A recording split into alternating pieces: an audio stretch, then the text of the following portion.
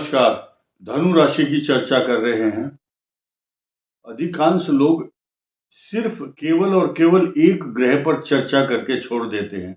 हम लोग 9 ग्रहों पर विश्लेषण करेंगे और 9 ग्रहों का प्लस माइनस धनु के लिए 2025 में मार्च तक क्या रहेगा और उसके बाद की क्या कंडीशन है।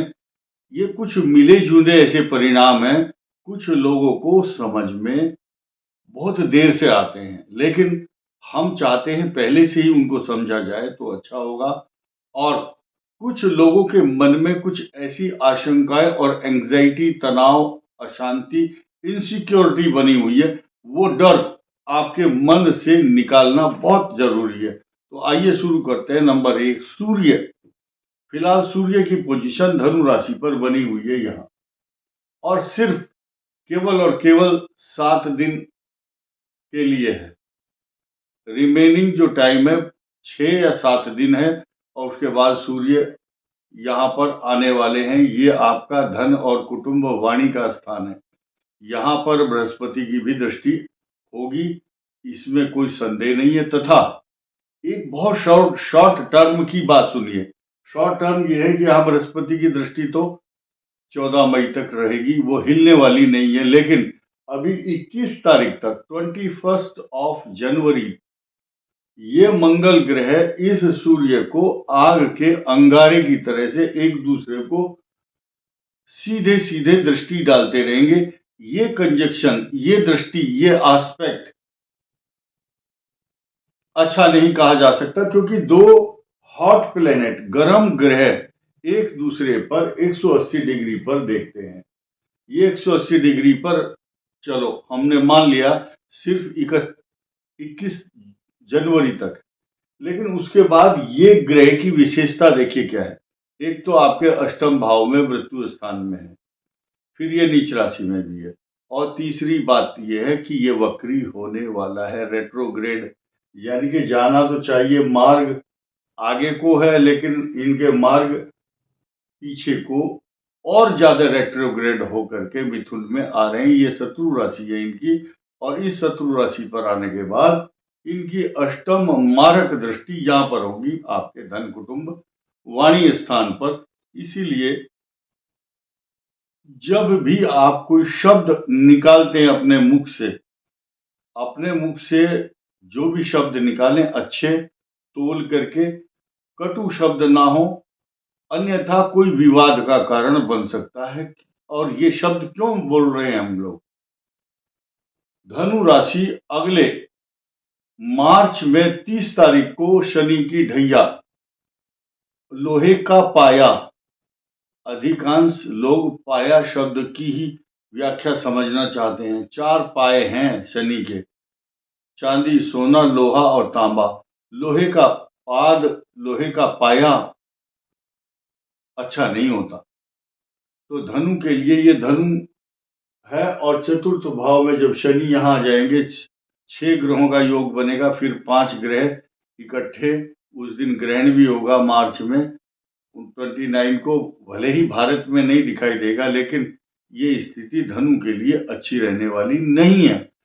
सुख को बाधा पहुंचाने वाले, सुख और चैन को छीनने वाली वो कंडीशन होगी। लेकिन उससे पहले हम इसको कंप्लीट कर लेते हैं। पहले ये मंगल ग्रह यहाँ पर दृष्टि डालेंगे। नीच राशि का जो मंगल था उसकी दृष्टि यहाँ पर उच्च पड़ रही है।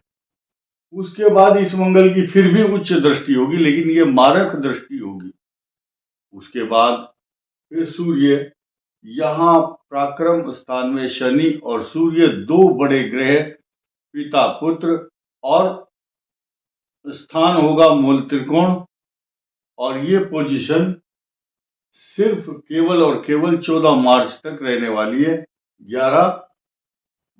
14 फरवरी से 14 मार्च तक ये पोजीशन यहाँ रहेगी दोनों की। आपका पराक्रम भाव होगा। उसके बाद तो इनको चतुर्थ भाव में प्रवेश करना है, लोहे के पाद पर सूर्य और शनि फिर दोनों एक साथ होंगे, और ये अप्रैल तक चोली और दामन का साथ सूर्य और शनि का बना रहेगा। इसी बीच में पिशाच योग भी बनेगा। पिशाच योग सूर्य, राहु और शुक्र और शनि, ये कंडीशन, ये कॉम्बिनेशन अच्छा नहीं है, क्योंकि यहाँ कंट्रोवर्सी देखिए, सूर्य का शत्रु शुक्र, सूर्य का शत्रु राहु, सूर्य का शत्रु शनि भी होगा।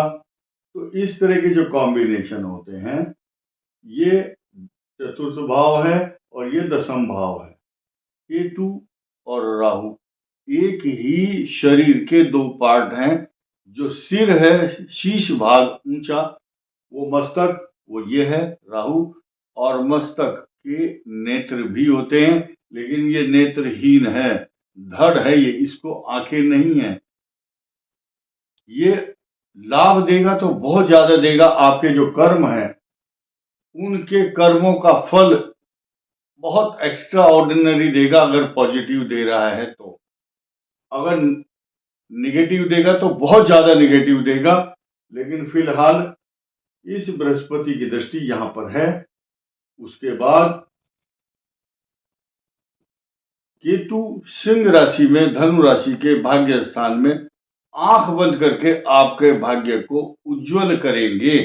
क्यों करेंगे? क्योंकि यहाँ पराक्रम भाव में उस समय मई महीने के बाद it will give you good opportunity day by day. 18 महीने तक आपके पराक्रम और साहस को बढ़ाते रहेंगे।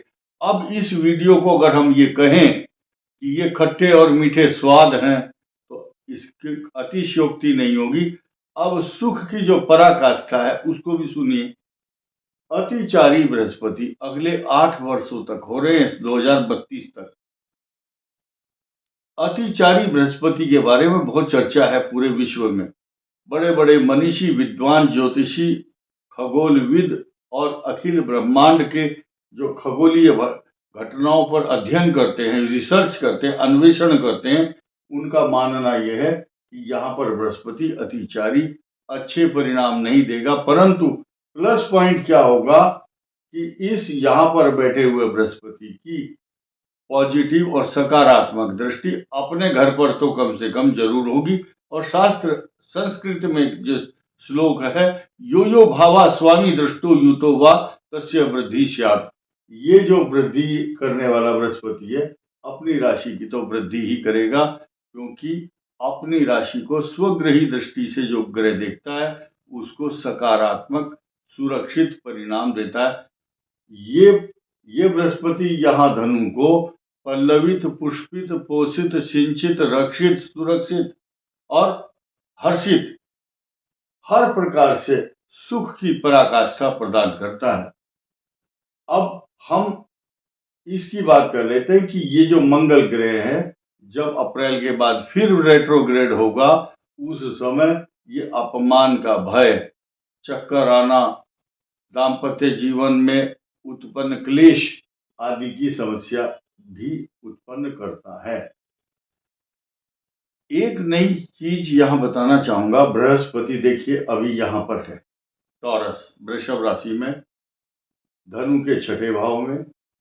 एक ही वर्ष में 3 राशियों को टच करेंगे। फिर आएंगे मिथुन में 14 मई को, फिर 18 अक्टूबर को यहाँ पर अष्टम भाव में होंगे। धनु का अष्टम भाव भले ही उच्च राशि में है, लेकिन एक सकारात्मक फल तो देगा कि यहाँ बैठने के बाद उच्च राशि में जब बृहस्पति होते हैं, इनकी सीधी दृष्टि आपके चतुर्थ सुख के स्थान पर पड़ती है। ये माता, मित्र, मकान, सवारी, पशु, सुख का प्रदाता है। यहाँ के जो उस समय शनि के द्वारा उत्पन्न जो उपद्रव हैं, शनि की ढैया के, उन उपद्रवों को शांत करने के लिए बृहस्पति की दृष्टि ही काफी है। ये कृपा है। एक भजन आपने सुना होगा, एक बूंद जो मिल जाए तकदीर बदल जाए। यानी कि बृहस्पति अमृतमय बूंद रूपी अपनी दृष्टि को जब यहाँ अपनी ही राशि पर, ये बृहस्पति की अपनी राशि है, दृष्टिपात करते हैं, तो उसको सकारात्मक ऊर्जा पूर्ण शक्ति प्रदान करते हैं। ये एक पॉजिटिव एस्पेक्ट रहेगा। लेकिन 3 जून 2025 तक जो शनि की ढैया है वो आपको स्थानांतरण तो देगी, मकान, जमीन, सवारी, प्रॉपर्टी, पैसा, और आपको एक जगह बैठने भी नहीं देगी शांति से। आपके नए नए प्रोजेक्ट जो पाइपलाइन में है वो सक्रिय एक्टिवेट होने शुरू हो जाएंगे, क्योंकि चतुर्थ भाव में शनि आपको एक्टिवेट करेगा। जिनकी अच्छी ग्रह दशा चल रही है वो पॉजिटिव खूब प्रॉस्पेरिटी, अचल संपदा प्राप्त करेंगे। जिनका निगेटिव दशा है, मंगल की दशा है किसी की, सपोज किसी की शुक्र की दशा है, ये कुछ दशाएं ऐसी हैं जो आपको नकारात्मक परिणाम देंगी।